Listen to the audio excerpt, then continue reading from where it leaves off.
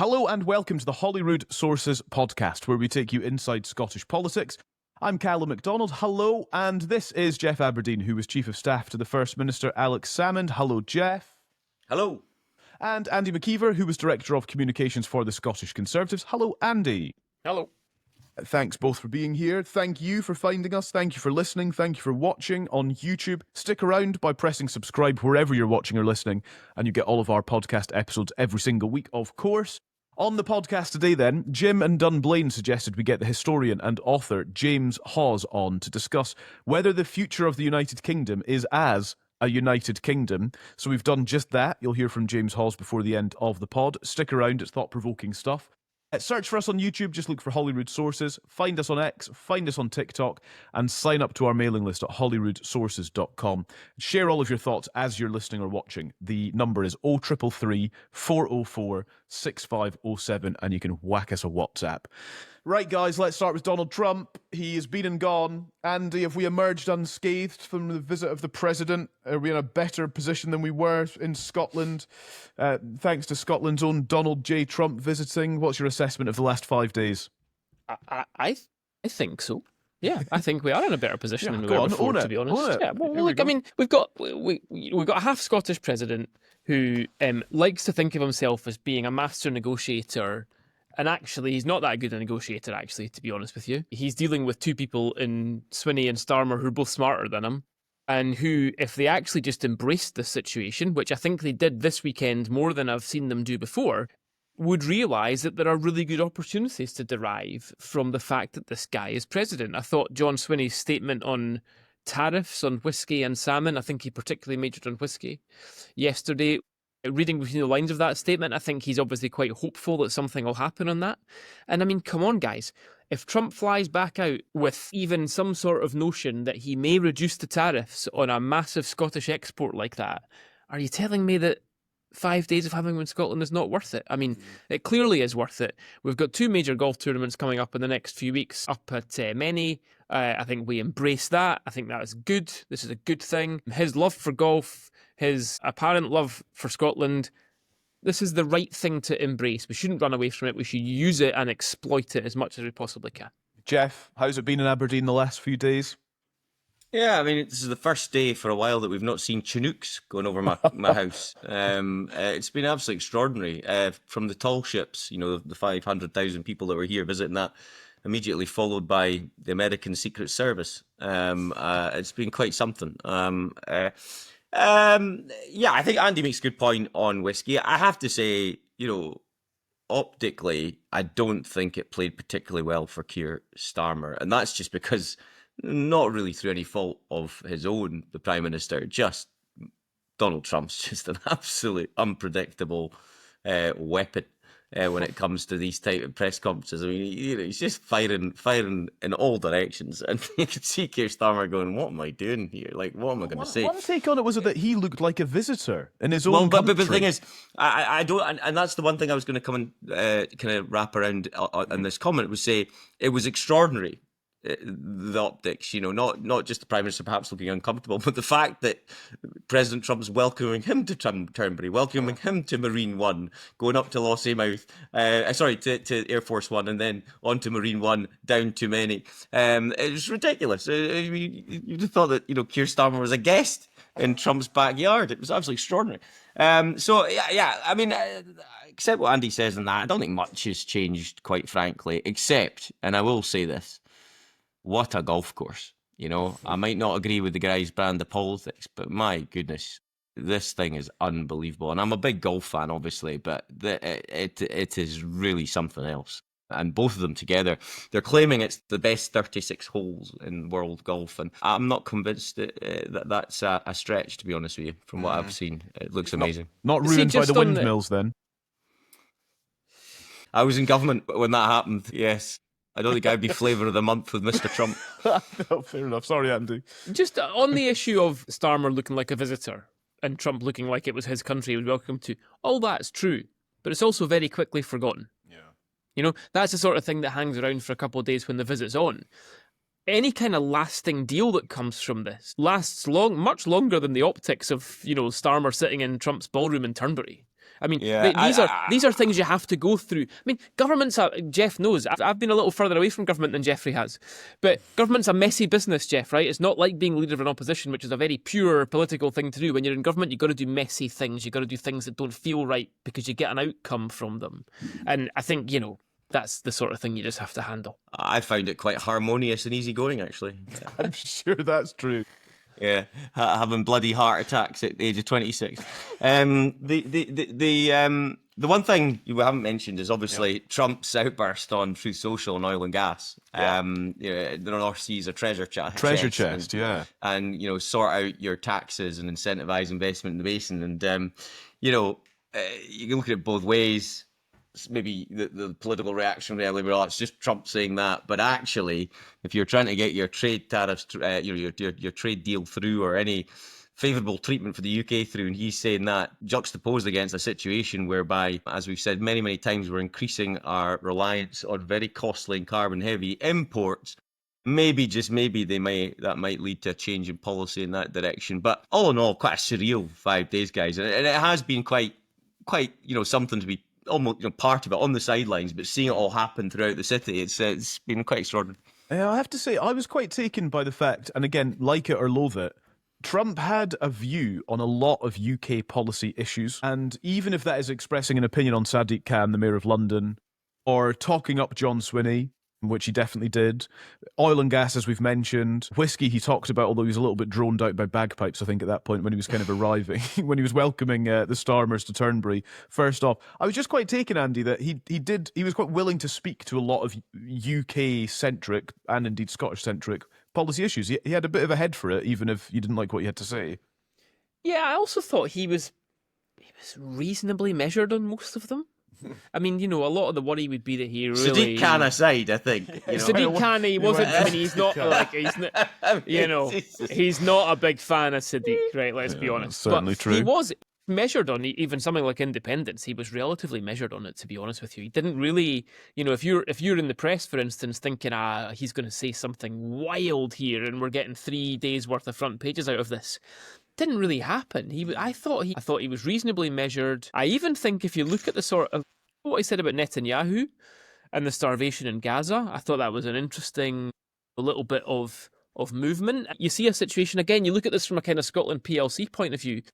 For a few days there, Scotland is the sort of geopolitical centre of the world there, that Turnberry ballroom, right? He's saying things far beyond anything that resonates in the UK, saying things that resonate globally here. Starmer then goes straight down to Westminster and announces the potential recognition of Palestine as a state. Is there a link between the conversations he had with Trump and him then feeling like he could go down the very next day and say that? I don't know. I think that, I don't think Trump said as many stupid and outlandish things as his detractors would want him to have said while he was here. Yeah. I'm a traditionalist in this stuff, though. I have to say, I'm not a fan of politicians of other countries, leaders of other countries, interfering too heavily in domestic politics in other countries. But Trump's not a traditionalist, so no, certainly. What were you expecting? Kind of thing, So that one was pretty much obviously going to come up. But yeah, Andy's last point's actually a good one. I think Scotland showed itself well in terms of whatever you think about the man, the personality. Scotland's been on broadcast television for the last 5 days in pretty glorious settings in Ayrshire and in Aberdeenshire, and so that can't do our golf tourism any harm, can it? Yeah, absolutely. On independence then, Donald Trump, to be fair, said he didn't want to get involved in British domestic politics, but... But when he was asked for his opinion on a second referendum on independence, he sort of referred to the suggestion that the referendum would only take place kind of once in a generation, as it famously was. There was a little bit of a restriction, he said, like 50 or 75 years before you could take another vote because, a country can't go through that too much, he said. Yeah. What do you reckon, Geoff? I reckon I'll be at least 90 when I'm leading the Yes campaign. It's just... What would you want me to say? The context of it is that Swinney, the First Minister, said that there should be a legal referendum recognised by all on Scottish independence if the SNP secures a majority at the Holyrood elections next May. Would you want me to talk about that? Yeah, let's go into that now. That's the context that Trump was dealing with, wasn't it? Yeah. So, go for it. Swinney's strategy, does it make sense? No. So he pointed to the way we break the logjam is to rely on the precedent that happened in 2011. Yeah, well, the problem with relying on the precedent that happened in 2011 is, we didn't campaign for a majority back then, as John well knows. It wasn't a statistical anomaly, I'm sure the psephologists would tell us, but it was pretty damn near. And to make that point, we, the SNP did in 2011, got 45% of the vote in the constituency, 44% in the regional, right? The PR element, right? In 2016 and 2021, the SNP got a higher percentage of the vote in both in the constituency, not on the regional element, which is the PR element, I accept. But that rather makes the point, isn't it? It's like all the stars have to align for that to happen. And yes, you can see a scenario whereby the SNP vote goes up from where it is polling just now, and Reform, Labour, Tories kind of battle it out, and you can see a scenario where it might happen, but it's not likely by any stretch. And I just don't understand the strategy of playing the rules to a different game, by which I mean we're playing in a PR system, but we're calling for a majority, which is usually subject to something that happens in first past the post systems. I don't get that strategy at all. I was very surprised that he announced it, because he can read polls like anybody else can. And I mean, the SNP are light years away from getting a majority at this election. I mean, they're not going to. I mean, they got the majority at the last election based on a vote share which is something like 15 points higher than they're polling just now, and about 15 points higher than they've polled for at least the last year and a half. So John Swinney's a very smart guy, and John Swinney knows that they are not getting a majority at the next election. So that leads me to think one of only two things, which is that he thinks that they can run such a great campaign, and potentially that the juxtaposition of everything that's going on at Westminster and Farage and all that sort of stuff will get them that 15 odd points in the next 9 months, not that much time. Or he is acknowledging the fact that independence is off the table for the next Parliament. Because that's what happens, right? If he doesn't get a majority in 2026, his opponents quite fairly turn around and say, well, that was your benchmark, mate, not ours. So independence is dead now. By your own measure, independence is dead. Not by our measure, but by yours, independence is dead. So that's a big play for Swinney to have done that. And I suppose in the long term, it may look less strange than it does in the short term, because in the long term, maybe it's a case of saying, see that 5 years when independence was off the table because they didn't get their majority? They really did well in government at the same time as there was total chaos at Westminster. And by the time 2031 rolled around, that's why folk were ready to vote yes. That's why folk were ready to vote in massive numbers for independence. And it was because of that 5 years where they just got on with the job, rather than talking about independence because they played themselves out of it. Now, that might be a clever, it might look really clever when you look back on it in 10, 15, 20 years' time. At the moment, it looks like he is effectively admitting or effectively walking into a situation where his opponents legitimately say to him, well, you've lost and you can't talk about this anymore. Andy, I take issue with you saying they're light years away from it. Because of the emergence of reform, the way that the numbers fall, you don't actually need that big an increase for the SNP to win. But it's reliant on, I'm not the stato here, but it's relying on other parties polling at certain levels. But your point's right, though. It's like winning the lottery in 2011. And you're expecting to win the lottery again, in terms of getting it through. So I accept the overall premise. Let's make another final point about this. What was the strategic thought that went into announcing this in a op-ed in the Daily Record on a Monday in which the President of the United States is here, and you're meeting him, incidentally, that, where's the oomph, the impetus, the strategic kind of direction of that? I just don't get it, because it's going to get drowned out immediately. I mean, I think it got relegated into the centre pages if it was even talked about at all. So I didn't like that. I have to be honest with you. If you're going to do it, make it a set piece thing and tell us why and your rationale and why you think it can be achieved, and then kickstart a wider campaign. Get your communicators out there. Get your your folk endorsing the position. And what's your day 2, your day 3, your day 4 story?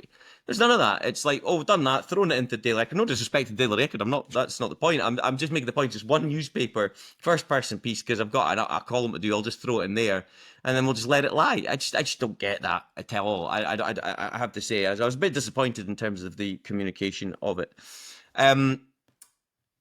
Yeah, I think you're right, Geoff. I actually had to go and check when I was just doing my notes this morning, that when I read Monday, that it wasn't referring to last Monday, because I was confused. I was like, well, Trump was here. It can't have been on Monday. It was on Monday, which is just an odd thing, an odd quirk of the thing. Give us your WhatsApps on this. I think we'd love to understand what you think of the strategy. As it has been outlined, this is it. This is what happens now between now and the election 2026. This is how the SNP have framed independence. WhatsApp us 0333 404 6507.